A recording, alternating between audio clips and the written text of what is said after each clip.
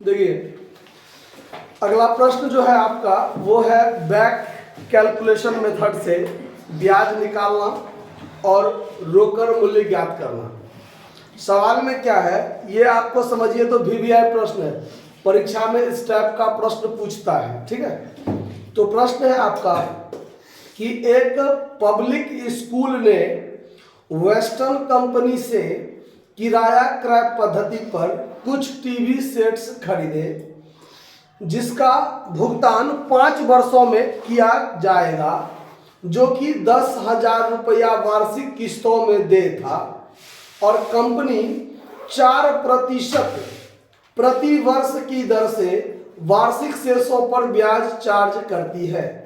Public school के पुस्तकों में आवश्यक लेजर खाते दिखाइए, 10% प्रति वर्ष क्रमागत ह्रास के अनुसार ह्रास काटना है। ठीक है, तो अब इस प्रश्न में आप देखिए न तो संपत्ति का नगद मूल्य दिया हुआ है, संपत्ति का कैश प्राइस कितना वो भी क्लियर नहीं है, बस इतना कहा गया है कि आपका जो ब्याज मतलब किस्त देते हैं तो किस्त में तो ब्याज शामिल होता है, ये बात जानकारी है कि किस्त में ब्याज शामिल होता है, और वो किस्त है आपका 10-10 हजार का।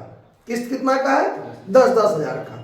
तो यहां पर ये बात बारीकी से ध्यान रखना पड़ेगा कि किस किस्त में कितना ब्याज शामिल है, इस बात का भी हमको पता नहीं है, लेकिन हमको क्या करना है, निकालना है। तो कैसे निकलेगा इसमें वो बात ध्यान रखिए। सबसे पहले इसमें हम लोग क्या करते हैं, नाम ही है बैक कैलकुलेशन मेथड। बैक मतलब पीछे से, यानी सबसे अंतिम किस्त से ब्याज निकालना हम शुरू करेंगे और तब हम प्रथम वर्ष तक पहुंचेंगे। यानी चूंकि 5 वर्षों में 5 किस्त चुकाते हैं, तो सबसे अंतिम किस्त जो 5वें साल का किस्त होगा वहां से हम लोग क्या करेंगे, शुरू करेंगे ब्याज निकालना, और तब सबसे अंत में फर्स्ट ईयर का ब्याज निकलेगा। ठीक है, और ये निकलेगा कैसे उस पर ध्यान दीजिए। इसका जो कैलकुलेशन करेंगे हम सबसे पहले 5th ईयर में काम करेंगे, फॉर 5th ईयर। ध्यान से देखिए, तो फर्स्ट ईयर का जो ब्याज निकलेगा सीधे लिखेंगे इंटरेस्ट बराबर ये जो 10,000 का किस्त है मेरा, इसमें कैश प्राइस भी है और इसमें ब्याज भी है, दोनों चीजें शामिल। तो यहां पर क्या करना पड़ेगा, दर जो है 4% दर वो हटा के बट्टा में 100 और +4 करना पड़ेगा। क्यों करना पड़ेगा उसके लिए थोड़ा आपको यहां बता देते हैं। यहां हम ये मानकर चलते हैं, देखिए ये 4/104 क्यों हुआ, कैसे हुआ, ये बात समझा रहे हैं। माना कि अंतिम किस्त के समय कैश प्राइस बराबर 100, क्योंकि ब्याज तो लगेगा कैश प्राइस पर। ब्याज किस पर लगेगा? कैश प्राइस पर। बाकी ब्याज पर ब्याज तो नहीं लगाना है। कैश प्राइस किस्त अंतिम किस्त के समय कैश प्राइस जो है मेरा 100 रुपया, तो हमारा जो इंटरेस्ट होगा वो इंटरेस्ट कितना होगा, 100 का 4%, तो 100 का 4% 4 रुपया। तो किस्त कितना का बनेगा, तो किस्त बराबर कितना का बनेगा, 100 कैश प्राइस और +4 रुपया इंटरेस्ट। तो मिलाकर किस्त कितना का बनेगा, 104 का किस्त बनेगा ना। अब आप यह देखिए कि चूंकि अंतिम किस्त के समय किस्त की राशि 104 है, तो उसमें हमारा ब्याज कितना है, अंतिम किस्त के समय किस्त की राशि 104 है, तो हमारा ब्याज कितना हुआ, 104 में 4 रुपया ब्याज है ना। इसीलिए अंतिम किस्त के समय अगर हमारा किस्त 1 रुपया का होगा तो उसमें हमारा ब्याज कितना हो जाएगा, 4/104 होगा ना, एक नियम के आधार पर जब काम करेंगे तो। इसीलिए अंतिम किस्त के समय हमारा राशि कितना है, 10,000। अकॉर्डिंग टू क्वेश्चन हमारा जो अंतिम किस्त है वो कितना का है, 10,000 का है। तो 10,000 में हमारा ब्याज कितना, तो 10,000 गुने 4/104 करेंगे कि नहीं करेंगे? समझ में आया बात? तो ये चीज इतना लंबा प्रोसेस हम नहीं करके हम सीधे यहां 10,000 जो हमारा किस्त है वो 104 के बराबर है ना, 104 के बराबर, क्योंकि 100 हमारा कैश प्राइस, तो 100 पर 4 हमारा ब्याज, तो 4 रुपया ब्याज बना तब ना किस्त 104 का बना है। तो यहां पर ये वाला नियम यहां पर फॉलो करना है, क्योंकि अंतिम किस्त से हम लोग ऊपर की तरफ चलेंगे। तो हमारा इंटरेस्ट जो निकलेगा वो 10,000 गुने 4/104, क्योंकि ये 10,104 के बराबर है। किसके बराबर है? 104। समझ में आया बात? तो अब यहां पर जब आप कैलकुलेशन कीजिएगा तो कैलकुलेशन करके निकलेगा 40,000 भागा 104, तो हमारा जो ब्याज निकलेगा वो 384 रुपया 61 पैसा। तो देखिए सबसे अंतिम ब्याज जो होगा वो कितना है? अंतिम ब्याज 385 रुपया है ना, तो 384 रुपया 61 पैसा हुआ। तो यहां पर हम लिख लेंगे 384 रुपया 61 पैसा, यानी अप्रॉक्स 385 रुपया का हमारा क्या हो जाएगा? 5th ईयर में ब्याज हो जाएगा। अब देखिए, तो इसमें हमारा कैश प्राइस कितना, ये जो 10,000 है उसमें हमारा कैश प्राइस कितना, तो 10,000 रुपया में 385 रुपया तो हमारा ब्याज का हो गया, तो कैश प्राइस हो गया हमारा 9,615। इतना ही होगा घटा के। समझ में आया बात? अंतिम समझ में आया? 5th ईयर वाला सो बोलिए, कोई नहीं बोल रहा है। For 4th year, 4th year में जाने से पहले ये क्लियर हुआ सबको कि शंका में है? सो बोलिए, नहीं समझ में आया? देखिए फिर से एक बार समझ लीजिए। अंतिम साल, अभी हमने आपको यहां पर बताया कि अंतिम किस्त के समय, चूंकि हम जो किस्त चुकाते हैं वो किस्त में क्या होता है? कैश प्राइस और ब्याज दोनों मिलके होता है ना। किस्त में क्या होता है? कैश प्राइस और ब्याज दोनों मिला के होता है। तो जब अंतिम किस्त के समय हम किस्त पेमेंट कर रहे हैं उस समय में हमारा कैश प्राइस कितना? 100 रुपया।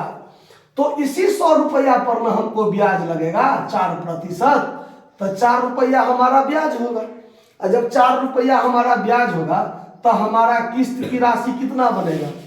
104 रुपया बनेगा ना। तो अब एक एक नियम पर हम जब काम करेंगे, जो किस्त की राशि अगर हमारा 104 है तो हमारा ब्याज कितना लगता है? 4 रुपया।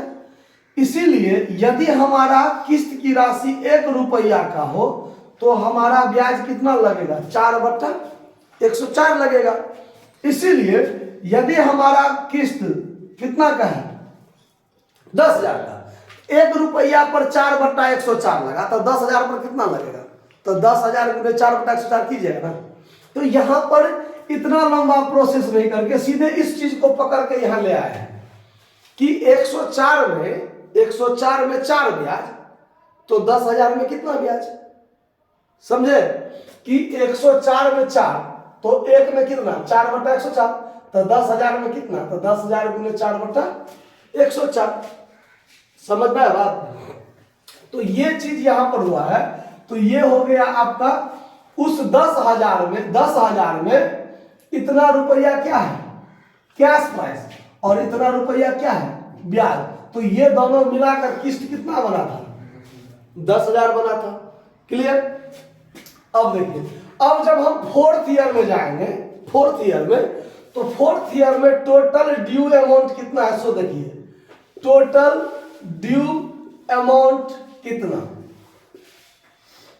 5th ईयर में ड्यू अमाउंट तो बस 10,000 का था ना।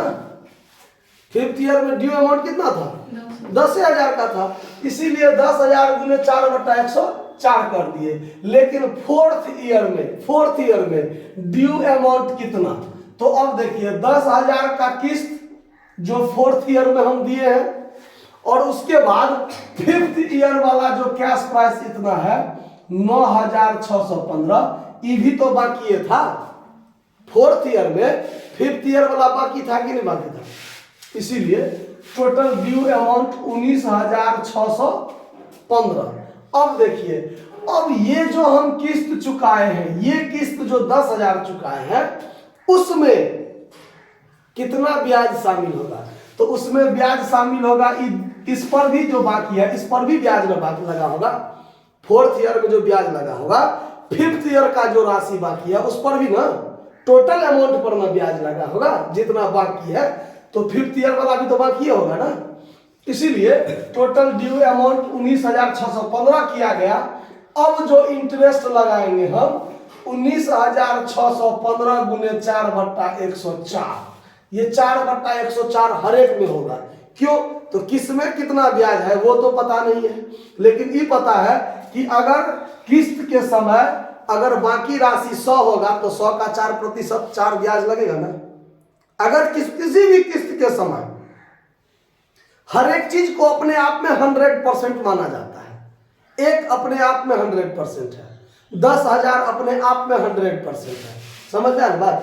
तो जब मतलब किसी भी किस्त के समय ये जो बाकी है ये पूरा अपने आप में 100% है, तो हम 100 मानकर काम कर रहे हैं, प्रतिशत तो 100 पर काम होता है। तो अगर अंतिम किस्त के समय या 4th किस्त के समय, चाहे 3rd किस्त के समय, किसी भी किस्त के समय मानकर चलेंगे कि यदि 100 रुपया कैश प्राइस बाकी है तो उस पर 4 रुपया हमारा ब्याज लगेगा, तो हमारा 104 के बराबर वो किस्त होगा ना। आया बात समझ में? तो उस समय हमारा बाकी राशि इतना है, तो इतना पर ना हमारा ब्याज लागू होगा, चलेगा। इसीलिए 19,615 गुने दर बट्टा 100 प्लस दर, इस आधार पर काम किया जाएगा। और 19,615 गुने 4 बराबर भागा 104, तो प्राप्त हो गया 754 रुपया 42 पैसा। 754 रुपया 42 पैसा। तो इसको 754 रुपया हम अप्रोक्स मान कर रखते हैं, कोई दिक्कत नहीं ना। आंसर है 754 रुपया, ठीक है। अब चलिए, अब देखिए, अब हमारा कैश प्राइस कितना, अब हमारा कैश प्राइस कितना। तो अब कैश प्राइस जो होगा, देखिए किस्त की राशि है 10,000, उसमें से 754 हमारा ब्याज लग गया, 754 ब्याज लग गया तो घटा दीजिए 9,246 रुपया बचेगा। हमारा कैश प्राइस कितना, यानी दूसरे 4th ईयर का जो किस्त था 10,000, उसमें 9,244 रुपया कैश प्राइस था और 754 ब्याज था, दोनों मिलाकर 10,000 का किस्त बन गया। ठीक। अब देखिए, फॉर 3rd ईयर, जब हम 3rd ईयर पर काम करेंगे, 3rd ईयर पर काम करेंगे, तो उस समय में हमारा टोटल ड्यू अमाउंट कितना, टोटल ड्यू अमाउंट कितना। तो देखिए, तीसरे साल में भी 10,000 का किस्त दे रहे हैं ना, और उसके बाद चौथे साल का कैश प्राइस 9,246, फर्स्ट ईयर का 9,615, ये तीनों राशि में उस समय में बाकी था। तो हमारा टोटल अमाउंट कितना हो जाएगा, 19,600, ये दोनों को जोड़ के 19,615 तो पहले से था, आप प्लस कर दीजिए 9,246 रुपया, तो 28,861 रुपया ये बाकी अमाउंट है। तो अब इस साल जो हमारा इंटरेस्ट लगेगा, इस साल में वो कितना पर लगेगा, तो 28,861 गुने 4/104, क्योंकि अब ये पूरा बाकी राशि को यदि हम 100 माने तो इस पूरा पर ना हमारा ब्याज लगा है, इसीलिए 4/104। अब इस पर गुना कर दीजिए 4 से बराबर, अब भाग कर दीजिए 104 से, तो बराबर हुआ 1,110 रुपया, 1,110 रुपया 03। तो इसको हम 1,110 रुपया ही ब्याज क्या करेंगे, मानेंगे। क्लियर है आंसर? ठीक। इसलिए मिलाते चलते हैं, परीक्षा में आंसर नहीं होगा, अभी तो है, अभी मिलाते चलते हैं कि कहीं जोड़ घटाव में गलती होगा तो आगे सब हम मिस्टेक कर लेंगे, आगे सब मिस्टेक हो जाएगा, इसीलिए मिलाते चलते हैं। चलिए अब कैश प्राइस कितना, अब कैश प्राइस कितना, तो 10,000 के किस्त में 1110 रुपया आपका ब्याज का है, तो बाकी 8,890 रुपया, यही ना होगा। घटा के इतना ही ना होगा, आप लोग थोड़ा घटाते हुए देखते चलिएगा, हम थोड़ा मुजबानी घटा लेते हैं। अब देखिए, अब जब हम सेकेंड ईयर के लिए काम करेंगे, सेकेंड ईयर के लिए काम करेंगे, तो उस समय में हमारा टोटल ड्यू अमाउंट कितना, तो टोटल ड्यू अमाउंट कितना। अब देखिए फिर 10,000 का किस्त है मेरा, है ना, और उसमें थर्ड ईयर का 8890, फोर्थ ईयर का 9246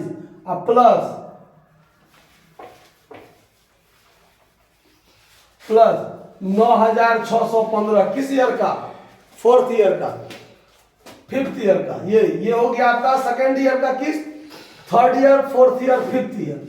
अब पूरा को यदि आप जोड़ लीजिए तो कितना होता है, देखिए इस तीनों को जोड़ के, यानी इसको इसको और इसको जोड़ के तो 28,861 था, हमको पते हैं, और इसमें जोड़ दीजिए कितना 8,890 बराबर हुआ 37,751। तो अब इसका इंटरेस्ट कितना, तो 37,751 गुने 4/104। अब इसमें गुना कर दीजिए, गुना 4 से बराबर भागा 104 से, तो 1951 रुपया 96 पैसा, 1400 बोले ना, 1451 रुपया 96 पैसा, यानी 1452 रुपया कहिए, 1452 रुपया आंसर मिल गया है। इसका कैश प्राइस कितना, इसका कैश प्राइस कितना, तो अब यहां पर देखिए 10,000 का किस्त था और 1452 रुपया आपका इंटरेस्ट है, तो ये हो जाएगा 8,548 रुपया। देख लीजिए घटाओ यही होगा ना, है। चलिए अब हम चलेंगे फर्स्ट ईयर में, फर्स्ट ईयर में देखिए, first year, for first year, first year में total due amount, total due amount कितना, तो 10,000 का किस्त है, 10,000 का किस्त है। सेकेंड ईयर में 8548 रुपया बाकी है, फिर 8890 थर्ड ईयर का बाकी है, फोर्थ ईयर का 9,246 बाकी था, और फिफ्थ ईयर का 9,615 बाकी है। तो टोटल को जोड़ के कितना होगा, तो 37,751, तो 37,751 प्लस 1 2 3 4 को जोड़ के तो पते हैं, हमको बढ़ाना है एगो ये 8548, तो इसमें 8548 जोड़ दीजिए, 46,299, 46,299। अब इसका इंटरेस्ट कितना होगा, तो 46,299 गुने 4/104। बस वही प्रोसेस, बस ये धीरे धीरे बढ़ते चला गया है फर्स्ट ईयर तक, ठीक है। अब इसमें गुना कर दीजिए 4 से, बराबर भागा दे दीजिए 104 से। क्या कर दिए हम, फिर से करना पड़ेगा, 46,299 गुने 4 बराबर भागा 104, 1780 रुपया 73 पैसा, 1780 रुपया 73 पैसा। इसको 1781 रुपया हम कह सकते हैं, कह सकते हैं ना। तो कैश प्राइस कितना, कैश प्राइस कितना, तो 10,000 के किस्त में से 1781 घटाइए, 8,219 रुपया बचेगा, बचेगा ना। अब आपका काम है टोटल कैश प्राइस निकालना, टोटल कैश प्राइस निकालना। अब देखिए फर्स्ट ईयर में 8,219, सेकेंड ईयर में, फर्स्ट ईयर में इतना हुआ ना, सेकेंड ईयर में 8548, थर्ड ईयर में कितना है 8890, 8890, फिर 9246 फोर्थ ईयर में, 9615 फिफ्थ ईयर में। अब ये हर एक 10,000 के किस्त में से सबका अपना अपना ब्याज निकालते गए तो टोटल जोड़ के कितना आया है, जोड़े हैं 44,518 इतना आया जोड़ के पूरा आंसर है। तो ये 44,518 आपका कैश प्राइस हुआ। ये तो सिर्फ इतना कैलकुलेशन हुआ इंटरेस्ट का, ठीक है। अब इसके बाद आपको कैलकुलेशन करना है डिप्रिसिएशन का, calculation of depreciation, calculation of depreciation.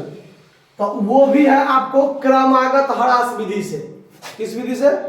क्रमागत ह्रास विधि से।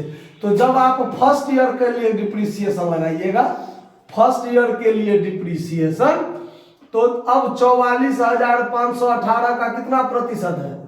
10% ना, कितना प्रतिशत है? 10%। तो 10% हटा दीजिए तो ये हो गया 4452 रुपया अप्रॉक्स कहिए, 4451 रुपया 80 पैसा होता है ना। तो उसको क्या कर लीजिए, क्लियर कर देते हैं। 1451 रुपया 80 पैसा यानी 4452 रुपया कहिए। तो रिटेन डाउन वैल्यू कितना बचेगा? 44,518 में से 4452, ठीक है। 44,518 में से 4452 घटाइए, घटा के कितना बचा? 44,518 में से 4452 घटाइए, बचा 40,066। 40,066। अब सेकेंड ईयर में जब आप डिप्रिसिएशन लगाइएगा तो 40,066, 40,066 का 10%। तो फिर इस साल जब निकालिएगा तो 4,006 रुपया 60 पैसा, मतलब 4,007 रुपया डिप्रिसिएशन। ये आपका अप्रॉक्स लेते चलते हैं। तो फिर रिटेन डाउन वैल्यू कितना? तो 40,066 में से 4,007 घटाइए, इसमें से घटाइए 4,007, तब बच जाएगा 36,059, 36,059। फिर आप थर्ड ईयर में डिप्रिसिएशन लगाइएगा तो 36,059 का 10% लगाइएगा, फिर ये हो जाएगा आपको 3605 रुपया 90 पैसा। तो 3606 रुपया आप डिप्रिसिएशन लगा लीजिए। तो फिर रिटेन डाउन वैल्यू कितना बचेगा?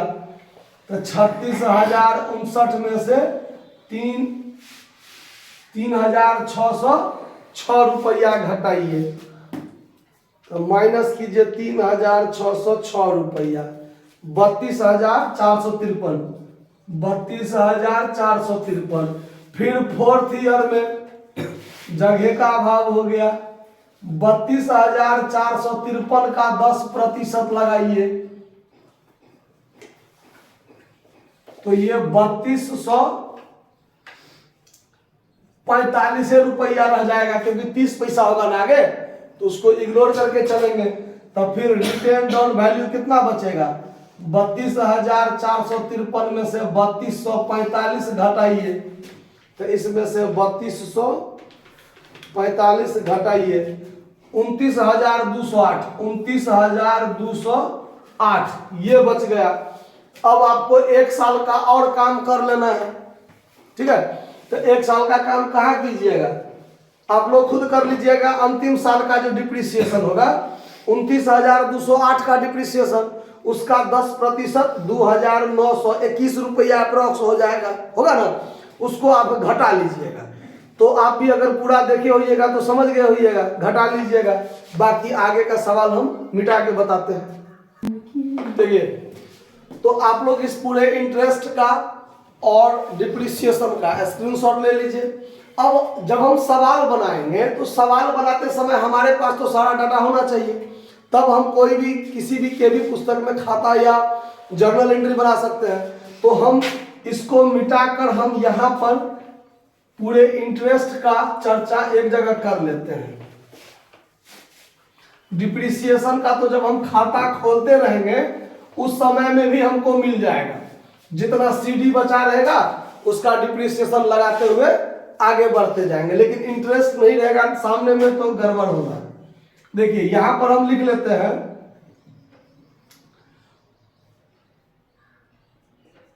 टेबल ऑफ इंटरेस्ट, एक जगह हम लिख लेते हैं। देखिए फॉर फर्स्ट ईयर के लिए हमारा इंटरेस्ट क्या होगा, फर्स्ट ईयर के लिए इंटरेस्ट बराबर, फर्स्ट ईयर का इंटरेस्ट देखिए कितना है 1781 रुपया। सेकेंड ईयर के लिए हमारा जो इंटरेस्ट है, सेकेंड ईयर के लिए हमारा इंटरेस्ट कितना है 1452 रुपया। थर्ड ईयर के लिए हमारा इंटरेस्ट कितना है, थर्ड ईयर के लिए 1110। फोर्थ ईयर के लिए देखिए, फोर्थ ईयर के लिए हमारा जो इंटरेस्ट है वो है 754। और फिफ्थ ईयर के लिए जो हमारा इंटरेस्ट है वो है 385। अब देखिए तो फर्स्ट ईयर में हमारा बकाया जो कैश प्राइस होगा वो ज्यादा होगा, तो फर्स्ट ईयर का ब्याज ज्यादा हुआ। जैसे जैसे हमारा कैश प्राइस घटते गया हमारा इंटरेस्ट अंतिम साल तक क्या होता गया, घटते गया। तो इसके लिए हमको कैलकुलेशन, बैक कैलकुलेशन करना था। क्यों, तो हमारे पास कैश प्राइस भी नहीं दिया हुआ था, बस इंस्टॉलमेंट दिया हुआ था कितना कितना का है और रेट ऑफ इंटरेस्ट दिया हुआ था और कुछ था नहीं, इसीलिए बैक कैलकुलेशन मेथड से हमको करना पड़ा है। क्लियर बात। अब जो है अभी पूरा को मिटाएंगे, उसके बाद फिर हम सवाल बताते हैं। देखिए अब आगे, अब सवाल में कहता है कि पब्लिक स्कूल के पुस्तकों में आवश्यक लेजर खाते दिखाइए। मतलब हायर परचेजर के पुस्तक में जो भी खाता खुलता है, जैसे वेंडर का खाता, एसेट्स का खाता, इंटरेस्ट का खाता, डिप्रिसिएशन का खाता, तो ये चारों खाता आपको बनाना है। तो सबसे पहले लिखते हैं in the books of public school, इसके खाता में हम बनाते हैं हायर वेंडर अकाउंट। तो हायर वेंडर कौन है, वेस्टर्न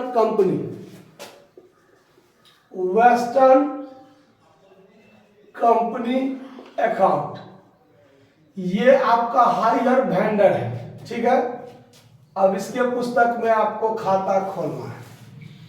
5 साल का है तब 5 साल का तक खाता खोलना पड़ेगा।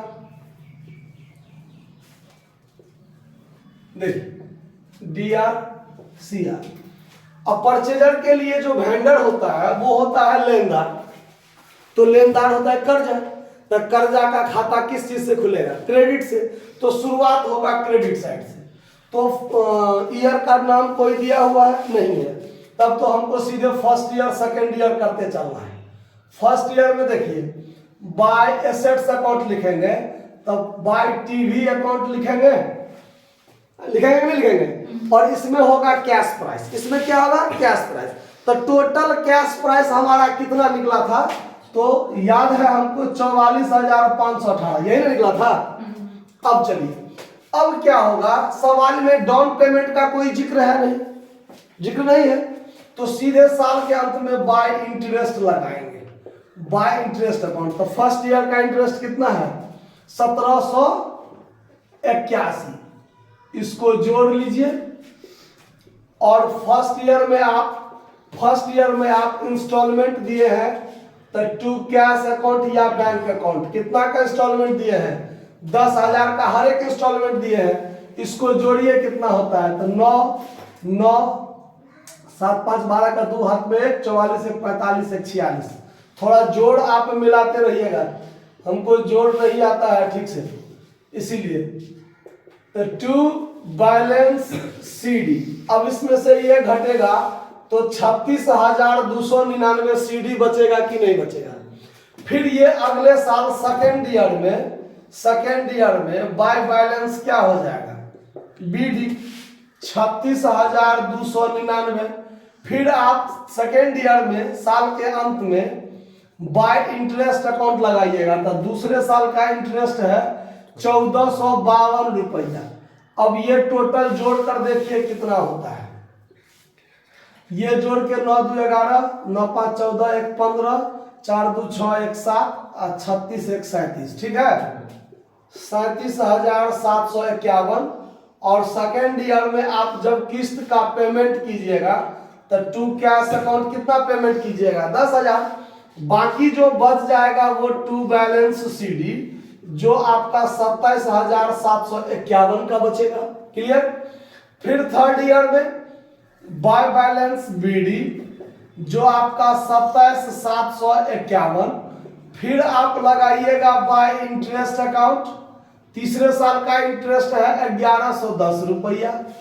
फिर ये टोटल कीजिए कितना होता है, 1 6 8 8 2, ठीक है, देख लीजिए 3 भाजी। यहाँ क्या 3 कैसे होगा, 3 कैसे होगा कहिए। एक तो हमको नहीं आता है, आपको भी नहीं आता है। 28,861, ठीक है जोड़। हाँ, दोनों आदमी को नहीं होगा तब कैसे काम चलेगा। अरे हमको नहीं आता तो कम से कम आपको होना चाहिए। चलिए, टू कैश अकाउंट कितना रुपया आप मतलब देते हैं किस्त, 10,000। फिर जो बच जाएगा वो टू बैलेंस सीडी 18,861 होगा ना। फिर फोर्थ ईयर में जब हम लोग चलेंगे, फोर्थ ईयर में तब फिर हो जाएगा बाय बैलेंस बीडी 18,861। फिर फोर्थ ईयर में आप लगाइएगा इंटरेस्ट, यहां पर bye interest account fourth year का इंटरेस्ट है 754। अभी पूरा को जोड़ के इधर पेमेंट करिए। ये हुआ 4 1 5 6 5 11 का 1 8 7 15 16 के 6 हाथ में 18 1 19, तो 19,615 19,615। और यहाँ फोर्थ ईयर में आप टू कैश अकाउंट पेमेंट कीजिए किस्त का 10,000, तो 9,615 बच जाएगा जो टू बैलेंस सीडी। फिर फिफ्थ ईयर में बाय बैलेंस बीडी 9,615। फिर फिफ्थ ईयर में बाय इंटरेस्ट आप लगाइए 385। टोटल मिलाकर हो जाएगा 10,000। वही 10,000 यहाँ दे करके 10,000 टू कैश अकाउंट आप क्या कर दीजिएगा, फिफ्थ ईयर में पेमेंट कर दीजिएगा। अंतिम तक जाते जाते ब्याज का और कैश प्राइस का दोनों का पेमेंट खत्म, अंतिम किस्त तक भुगतान हो गया ना, बात खत्म है। अब इसके बाद आपको बनाना है इंटरेस्ट अकाउंट। इंटरेस्ट अकाउंट तो यहाँ जगह बचा हुआ है, यहां देख लीजिए इंटरेस्ट अकाउंट और डिप्रिसिएशन अकाउंट, ये दोनों तो साफ आसान है, आप लोग हमसे बेकार ये बनवाते हैं। अब आप कहिएगा छोड़ दीजिए, तो फिर वीडियो जो देखता है यूट्यूब पर उसको ना दिक्कत हो जाएगा, तो हमको तो बताना ही पड़ेगा। अब देखिए यहाँ फर्स्ट ईयर ये चीज सेम टू सेम 5 साल तक होगा। जो फर्स्ट ईयर होगा वही 5 साल तक होगा। इसीलिए हम कहते हैं आप लोग अपने बना लीजिए 5 साल तक खींच दिए ना। इंटरेस्ट में क्या होता है, तो to hire vendor by PL 5 साल यही चीज होगा।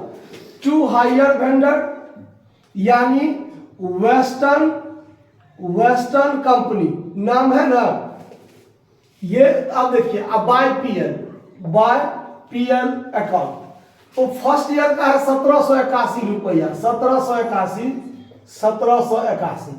अब यही चीज second year, third year, fourth year, fifth year, second year, third year, fourth year, fifth year, यही चीज आप to hire vendor by PL, 2 hire vendor by PL, 2 hire vendor by PL, 2 hire vendor by PL, 5 साल करना है। और ये 5 साल का जो इंटरेस्ट है वही आपको देना है 1452, 1452, 1110, 1110, 700 कितना है 54, 754, 365 85 है, 385, 385, यही चीज होगा। 2 western company by PL, 2 western company by PL आपको करना है।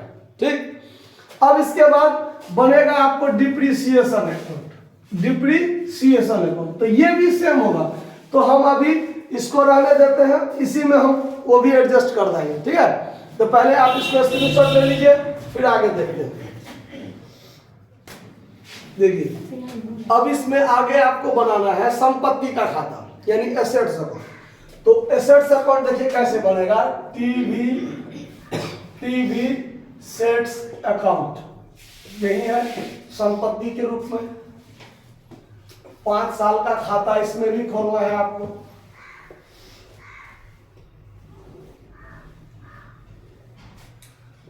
डेबिट क्रेडिट, अब ये भी संपत्ति है तो संपत्ति का खाता डेबिट साइड से खुलेगा, तो डेबिट से खुलेगा। तो फर्स्ट ईयर में 2 वेस्टर्न कंपनी अकाउंट आपको लिखना है, क्योंकि आप एंट्री जो बनाइए होगा एसेट्स अकाउंट या 2 हायर वेंडर अकाउंट, तो एसेट्स के डेबिट में हायर वेंडर 44,518। क्लियर। अब आपको कुछ नहीं करना है, हर साल कुछ नहीं करना है, मतलब लिखना तो पड़ेगा ना, दिमाग ज्यादा नहीं लगाना है।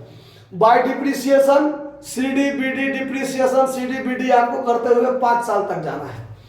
कैसे, तो फर्स्ट ईयर में यहां लिखिएगा बाय डिप्रिसिएशन अकाउंट, तो इसका 10% 4452 रुपया लगाए होंगे ना। अब देखिए, अब इसका सीडी कितना बचा है, आप जो फोटो खींचे होइएगा उसको देखिए, रिटर्न डाउन वैल्यू आपको हर एक साल का क्लियर होगा, घटा के कितना आया है सो, है ना। कैलकुलेशन जब करते थे उसी में आपको यहाँ घटाने की जरूरत नहीं पड़ेगा। 44,518, 44,518, इसमें से इसको घटाइए, तब बाय बैलेंस सीडी जो return down value first year का बचा था वो कितना बचा था, 40,066 रुपया। कितना बचा था, यही ना बचा था 40,066 रुपया। अब देखिए, अब सेकेंड ईयर में यहां पर 2 बैलेंस बीडी 40,066। अब सेकेंड ईयर में जो बाय डिप्रिसिएशन अकाउंट लगेगा, ये जो ये बचा है इसी का ना 10%, तो उसमें 4,007 रुपया डिप्रिसिएशन लगाए होंगे, लगाया है ना। हाँ। देखिए अब फिर ये 40,066 में से 40,066 में से इतना घटाए हैं, तो बाय बैलेंस सीडी कितना बचा है रिटर्न डाउन वैल्यू दूसरे साल में 36,059 बचा है। फिर थर्ड ईयर में यही चीज ट्रू बैलेंस क्या हो जाएगा, बीडी, ये चीज यहाँ 36,059। तो थर्ड ईयर में बाय डिप्रिसिएशन अकाउंट ये जो दाम बचा है इसी का 10%, तो 3606 रुपया यही निकाले होंगे ना। 3605 रुपया 60 पैसा, तो 60 पैसा को एक बढ़ा लेते हैं, 3606 रुपया। फिर यहाँ पर जोड़ घटाव करना है, 36,056, 36,056 घटाए होंगे तो रिटर्न डाउन वैल्यू देखिए क्या बचा है, बाय बैलेंस सीडी क्या बचा है 32,453। फोर्थ ईयर में वही चीज यहाँ आ जाएगा, 2 बैलेंस बीडी 32,453। फोर्थ ईयर में फिर बाय डिप्रिसिएशन यहाँ जो दाम है उसी का, तो 3245 रुपया। फिर यहाँ पर बाय बैलेंस सीडी बच जाएगा 32,453, जो घटा के बचेगा बाय बैलेंस सीडी कितना बचा है घटा के 22,900 कुछ बचा, 29,208। अब उस फिफ्थ ईयर में 2 बैलेंस बीडी 29,208, तो वर्किंग नोट करते समय नहीं बताए थे, अभी देख लीजिए। 5th ईयर में बाय डिप्रिसिएशन अकाउंट, ये जो है 2902, तो 2902 नहीं 2920 रुपया 80 पैसा 10% होगा, तो 2921 रुपया डिप्रिसिएशन कर लीजिए। अब जो है इसमें घटा लीजिए, तो 29,208, 29,208 कितना घटाइए, जो बचेगा वो बाय बैलेंस सीडी कितना होता है 26,287। 26,287। क्लियर है बात, कोई दिक्कत? ये आपका संपत्ति का शेष बच गया जो आंसर है। अब इसके बाद आपको खोलना है डिप्रिसिएशन, तो वो भी एकदम आसान है, ये फॉर्मेट खींच ले है सब कुछ ऐसे ही। यहाँ डिप्रिसिएशन अकाउंट लिख देंगे, यहाँ पर होगा 2 सेट्स अकाउंट, और यहाँ बाय पीएल अकाउंट, और यही चीज 5 साल होगा, 2 TV set by PL, 2 TV set by PL, और तो कुछ होना नहीं है, बस अमाउंट बदलेगा। पहले साल का डिप्रिसिएशन 4452, तो यहाँ भी 4452। दूसरे साल का डिप्रिसिएशन 4007, तो यहाँ भी 4007। यहाँ 3606, यहाँ भी 3606। यहाँ 3245,